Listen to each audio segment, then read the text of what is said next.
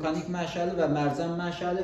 Birinci başlayırıq materik mənşəlilərdən. Materik mənşəlilər materiklərin kənarında, yəni yaxınında olur və sahəsi daha geniş olur və bunların xarakteri xüsusiyyəti bunların qranit qatının olmasıdır. Okean gedək. Şimal Buzlu Okeanının materik mənşəli adaları. Bu zona bax, Kanada Arktik arxipelagıdır.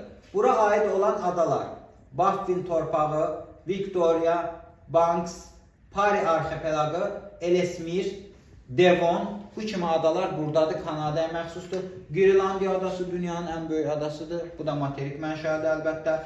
Spitsbergen adası Norveçə məxsusdur. Frans Iosif, Novaya Zemlya, Severniya Zemlya, Novaya Sibir, Anju, Vrangel. Bunlar isə Şimal Buzlu Okeanında Rusiyaya məxsus adalar olacaq. Gəldik Atlantik Okeanının materik mənşəli adalarına. İrlandiya, Böyük Britaniya platformada yerləşən adalar olacaq. Gildin aralığın içinə Kipr, Kirit, Siciliya, Sardiniya, Korsika, Balear.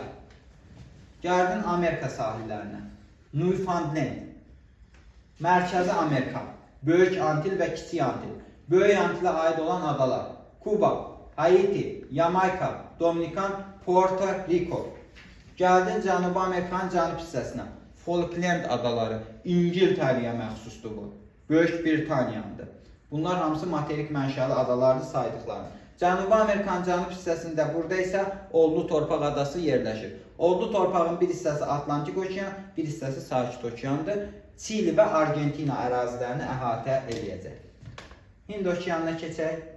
Madagaskar adası, bilirsiniz ki, Madagaskar ölkəsi yerləşir. İsti Mozambik cəryanının təsiri altındadır. Bu hissəsindən Madagaskar cəryanında keçir. Şri Lanka adası burada məşhur adalardandır. Gəldik bura Malay arxipelagı və yaxud Zonda arxipelagı deyirlər. Sumatra, Yava, Kalimantan, Sulawesi, Yeni Gvineya, Filippinin iki məşhur adası Luzon və Mindanao adaları bu ərazidə yerləşir.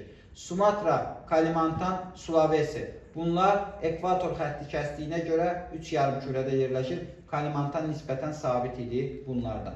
Sumatra, Yava, Yeni Gvineya sahillərini 2 okean yuyacaq. Sakit və Hind okeanları. Sakit Okeanda yerləşən konvergent mənşəli ada Yeni Zelandiya adasıdır. 2 adadan ibarətdir: Şimal adası və Cənub adası. Şimal və Cənub adasını ayırır Cook boğazı, Ruapehu vulkanı da burada yerləşir. Çinin adaları burada.